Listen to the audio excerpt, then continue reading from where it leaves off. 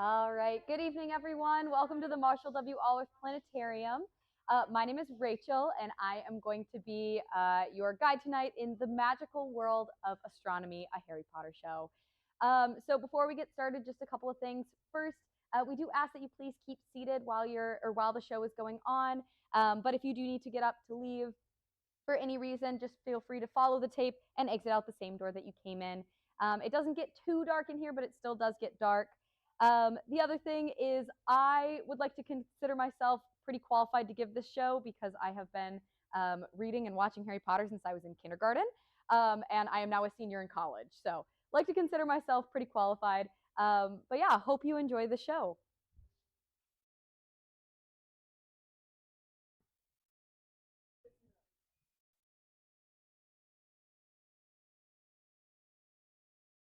All right. Also, real quick before we begin, this show does contain spoilers for the Harry Potter series in the movies and the books. So just a warning on that. For some of the larger ones, I'll try and give you a little bit of a heads up so you can cover your ears if you haven't quite gotten to that bit. All right. Before we get started with our very first one, this show is about different magical creatures and the connections between names and things like that that we can see in the Harry Potter world and astronomy. So we will go through those, but to start off, I just wanted to mention that astronomy is the only subject that's taught at Hogwarts that has a similar counterpart for like the Muggles. And it's actually kind of funny. The teacher of astronomy, her name has a connection. Her name is Aurora Sinistra. So the professor is named after the Aurora Borealis or the Aurora Australis, which is like the northern or the southern lights. All right, we are going to start our show by talking about a magical creature, which is a centaur. So what I have for you right now is the view of the southern hemisphere sky, which is where this constellation is located. So up in the southern hemisphere, something that's pretty noticeable is the Southern Cross right over here.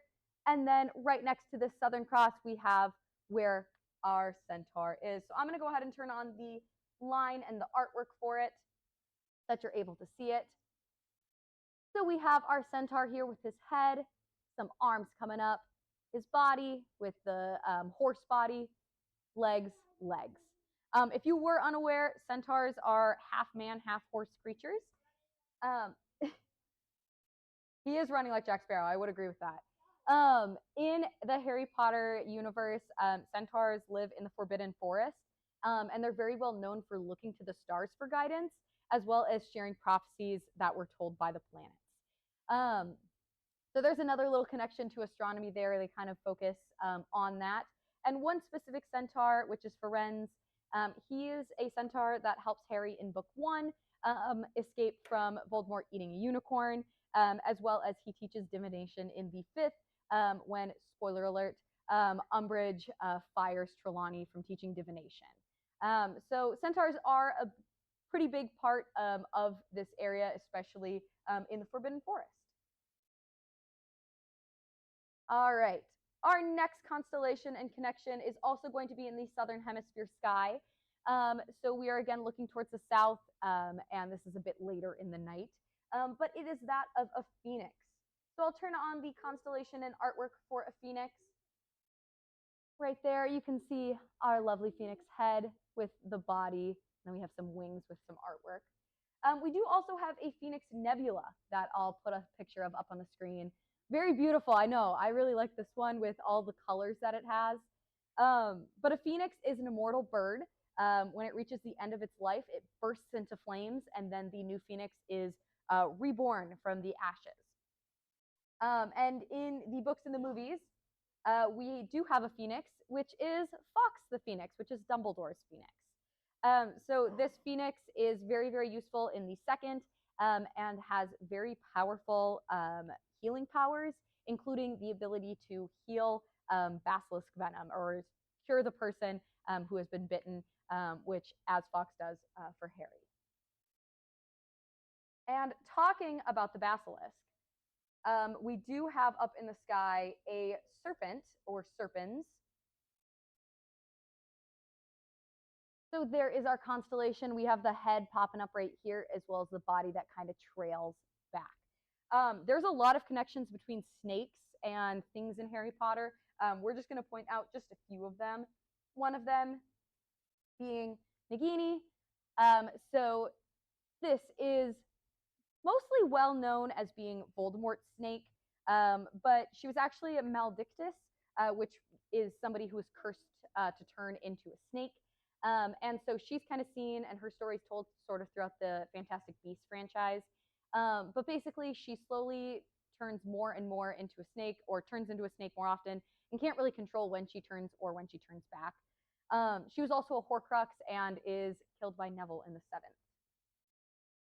And then we do also have the Basilisk. So this was kind of the star of the second book, second movie. The Basilisk is a giant snake, and it can cause death by looking into its eyes. And we see that with Moaning Myrtle, and then it can petrify those who see it still, but through a reflection. So Hermione, Colin Creevey, Filch's cat, all of those great people turned to be petrified. All right, moving on from snakes, we are going to talk about some winged horses. So to the Greeks, they have a winged horse called Pegasus. I'm putting that up there right now. It's also known as the box in the night sky. But in Harry Potter, there's a few different winged horses, including the Thestral. So this is kind of the skeletal winged horse. These are the creatures that carry the carriages from the train to the castle. So every year except for your first year, that is how they get transported. And so everyone thinks that these are just magical carriages that get taken, you know, just from the train to the castle. But in fact, we find out in the fifth that they're actually Thestrals. And we find out you can only see one if you have watched somebody die. And so Harry can see it after he witnesses Cedric's death. And we also find out that Luna can see them as well, because she watched her mom pass away. The other version of a winged horse that we see is the Abraxan. You may be less familiar with this because the Abraxan is used to carry the Beauxbatons Academy. That is how they get to Hogwarts. They fly in on these winged horses. So we do have but Harry Potter, there's a couple different winged horses. All right, this next one is not a constellation, but it's a nebula, and it is the Spider Nebula. So the Spider Nebula, I'm going to first put up Sagittarius, just to kind of show you the place in the sky that it is. So this is Sagittarius right here. It's known as the teapot asterism because it kind of looks like a teapot. And the place in the sky that we see the Spider Nebula, it should be flying in, there we go. It's going to be right about in that area of the sky. And this is what it looks like. So very beautiful. You can probably see how it got its name. Kind of looks like it's got some legs climbing out right there. And again, there are some connections to the Harry Potter world with spiders, including a pretty famous one you might know, which is Aragog. He'll pop up on the left side. There he is. So Aragog was a giant spider. He first came to Hogwarts back when Hagrid was in class and was kind of raised by Hagrid until eventually he was put into the Forbidden Forest. Aragog was a spider that was able to communicate with humans, and he also had a bit of a taste for human flesh. So the spiders are the mortal enemy, or their mortal enemy was the basilisk. So still going back to the second, the kind of saying was spiders flee when this beast is present, basically. And we also know that Aragog in specifics had very expensive venom because when he died in the sixth, Slughorn took a vial of his venom, presumably to use for either potions, but also possibly to sell. But there's a spider. You can probably see the connection, the legs popping out over there. What was that? Oh, yeah. All right. So we are now going to be moving on from our magical creatures, and we're going to kind of talk about some connections that we can see through the names of different characters in Harry Potter. So the first one that we're going to talk about is going to be our very own moon. Sorry if you get motion sick. It's done now. So our moon is connected to the character Luna Lovegood. All right, so Luna is a very good friend of Harry's. She is very popular and very much known for being kind of eccentric and having kind of a unique or quirky personality. But she gets her name from the moon because in Latin, Luna means, or loon, excuse me, um, in Latin, Luna is moon. So um, we do see her name coming from that. She also shares the name with the first spacecraft to ever successfully leave Earth's atmosphere, which was Luna 1 and launched in 1959. It's also the name of my dog, who was named after Luna Lovegood. So shares that connection too. Yes, in Spanish, Luna is moon as well. Correct. All right, this next one, you might be a little confused and not quite know the connection. So this is an asteroid, and this asteroid's name is Hermione. So Hermione is the very famous heroine of Harry Potter. She's part of the trio. She ends up marrying Ron, all of that fun stuff. And she shares this name with a large binary asteroid named 121 Hermione, which is found in the outer portion of the asteroid belt. And that was found in 1872. The asteroid belt is the region that lies between Mars and Jupiter. So kind of like halfway through our solar system. But a binary system is kind of two asteroids that orbit kind of around each other, rotating around the same orbiting center. And this asteroid was actually originally named after the daughter of Helen of Troy. So up to your discretion if you choose to believe that this was named after the asteroid or the daughter of Helen of Troy. It's just kind of a cool connection either way that this name is used in astronomy as well. All right, so we are going to pop on down to the southern hemisphere once again to talk about one more constellation down here.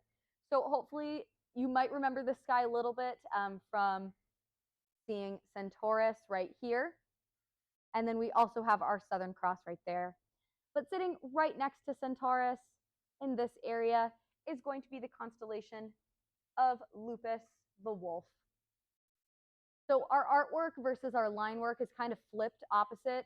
So in my head, at least, kind of imagine like the eyes up here with the ears, nose with his legs coming out, belly, legs, tail, and back. Yeah, the wolf. Or if you follow the artwork up here, you know, you've got his legs and all of that stuff, that direction. So Lupus has an interesting connection to the character Remus Lupin. You know, Lupin, Lupus kind of sounds the same.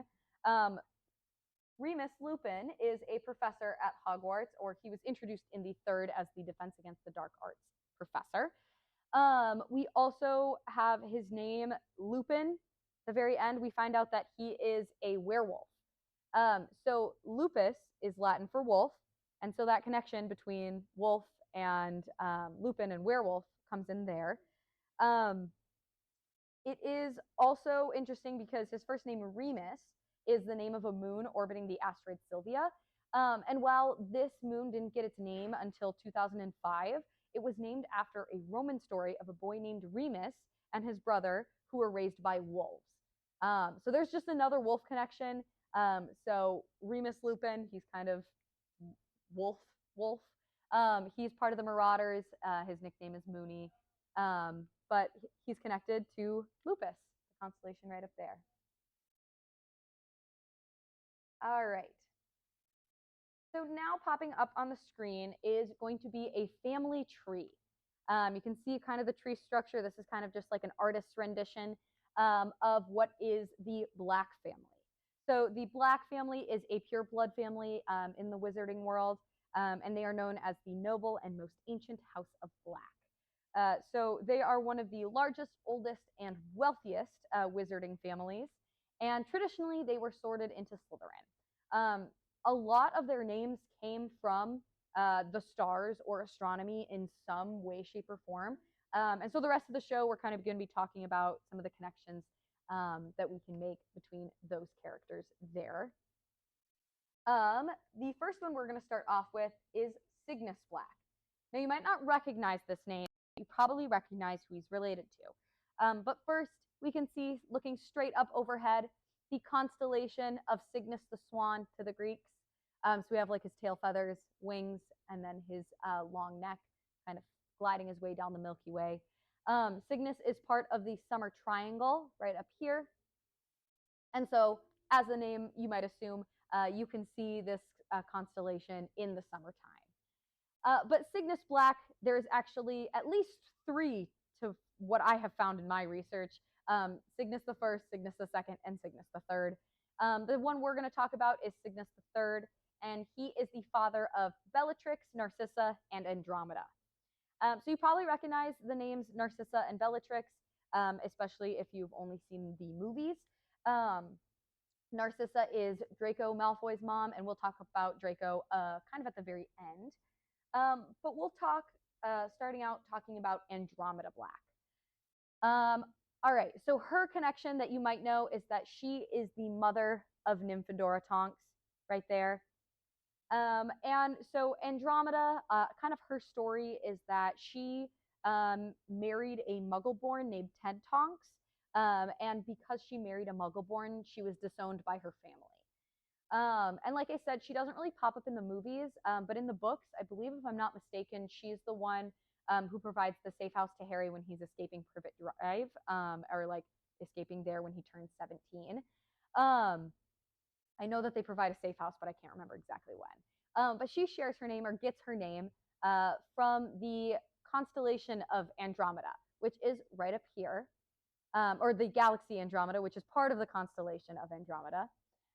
So the galaxy of Andromeda right there is the closest one to our own Milky Way. We can actually see it right here on Earth with our own naked eye. As long as you have a dark enough sky, you can kind of see a fuzzy blob. And then we do have Andromeda with like her head up here, arms stretched out, and then her legs down there. She's part of the fall Greek tragedy, which also includes Cassiopeia, which is right here, the W up in the sky that you might recognize, and Perseus, which is also Percy Jackson's namesake, if you know Percy Jackson at all, or Greek mythology. But that is Andromeda. The next Black sister that we have up in the night sky is Bellatrix. She's pretty well known. She is going to be the eldest sister, or the eldest daughter, I should say. And she gets her name from Bellatrix, a star within the constellation of Orion. We'll talk about Orion actually just next, but if you recognize his belt, Bellatrix is one of his shoulders. So the name Bellatrix is Latin for the female warrior, and her star is also known as the Amazon star. And personally, I think this is a pretty good fit for her, because Bellatrix is very much a female warrior. She's not a very great person, but she does a lot of interesting things. So she's a Death Eater. She's one of the most loyal and most dangerous and sadistic followers of Voldemort. She is some of the people that helped torture Neville's parents, and allegedly gave birth to a daughter of Voldemort. And like was mentioned, she did kill Sirius Black, which in the movies kind of glosses over, but she and Sirius are actually cousins. So it's pretty interesting to see that how she views Sirius kind of as like a traitor, because as I mentioned, a lot of the Black family was sorted into Slytherin. Sirius was sorted into Gryffindor. And so just right from the beginning, they never really saw eye to eye. And she is the one that ultimately caused his death. All right. So like I said, we're going to stay on Orion right there. And I'm going to pull up a picture real quick of Orion Black. So Orion is going to be the father of Regulus and Sirius Black. And we'll talk about those next. But we're going to talk about the constellation for just a real quick second. And I'll pop up the line art and the artwork as well. So how we kind of see Orion, his belt is pretty noticeable. He's the one that's pretty noticeable in the winter sky. So as it gets closer to winter, you'll be able to see him pretty much right after sunset. But we have like his shoulders here, torso with his legs, and then either a club and a shield or a bow and some arrows. And real quick, just a quick diversion. This isn't related to Orion Black, but this shoulder right here is named Betelgeuse, if anybody has seen the movie. But this star is set to go supernova relatively soon. So when I say relatively, that's in astronomical terms. So that could be like 5 years from now. It could be 500 years from now. We really don't know. But when it does go supernova, we will be able to see that from right here down on Earth. It'll be bright enough we'll be able to see it during the day. I always like to mention that. I think it's really cool. I personally hope it happens during my lifetime. All right, we're going to move on and keep going with the Harry Potter references. And we are going to move on to Regulus. So Regulus actually gets his full name from 2 different stars in the sky. His full name is Regulus Arcturus Black. And so he is Sirius's younger brother. He gets his first name from the star, the brightest star in Leo the Lion. So here we have Leo the Lion with his mane, his body. And Regulus actually is kind of known as the heart of the lion. And I'll circle back to that, so keep that in your mind. The other part that he relates to is Arcturus, which is the brightest star in the constellation of Bootes, the herdsman. And so talking about Regulus just a little bit. So he was fascinated with like the Death Eaters. He became a Death Eater at a very young age. He was 16 when he received his dark mark, which is very, very young. However, he did defect when he learned how far Voldemort would go to reach his goals. So he found out that Voldemort was planning on using the Black's house elf creature to hide one of his Horcruxes and like kill him in the process of like getting it and hiding it. And so he was not really about that. So he learned of the Horcruxes and kind of made it his mission to destroy what he believed to be the only Horcrux. This was Slytherin's locket, and he did find it.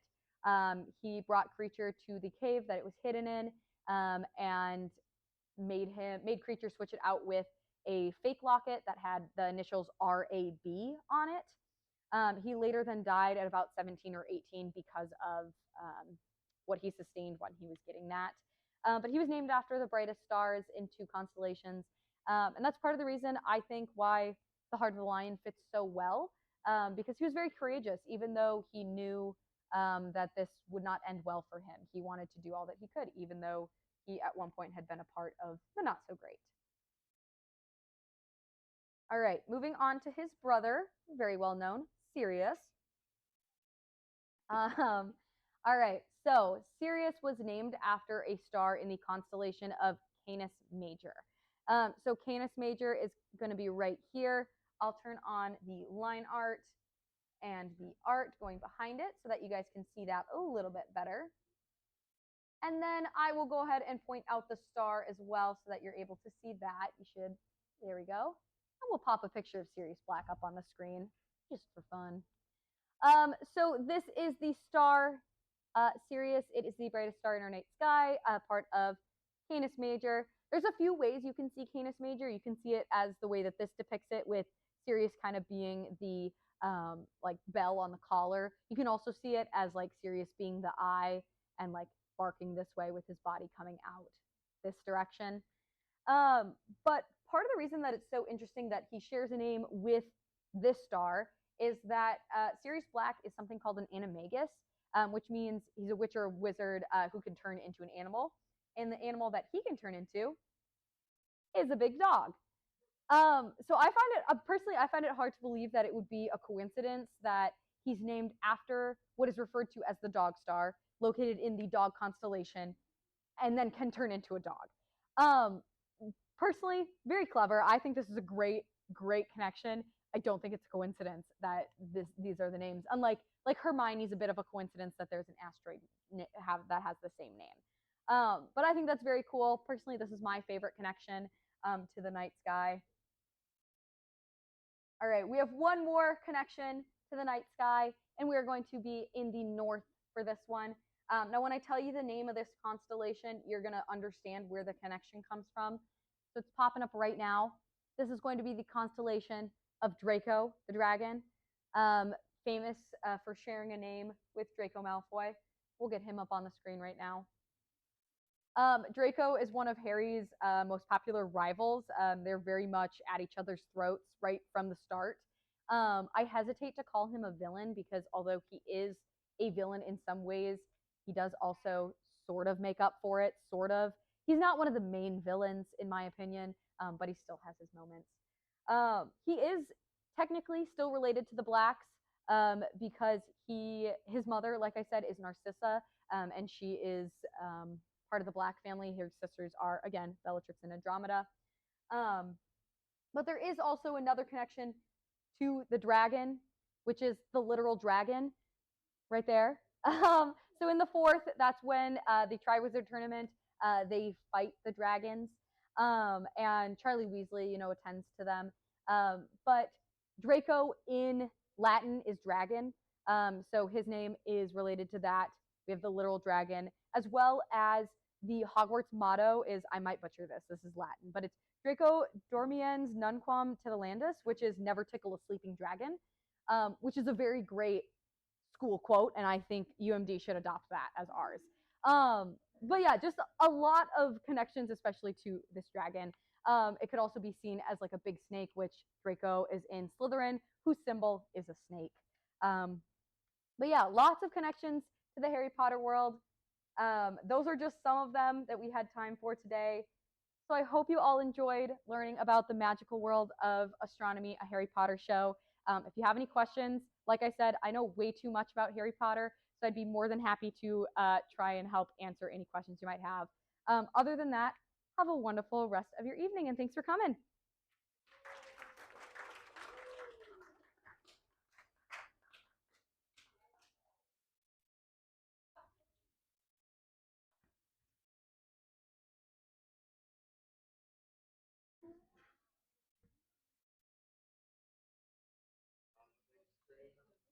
I know.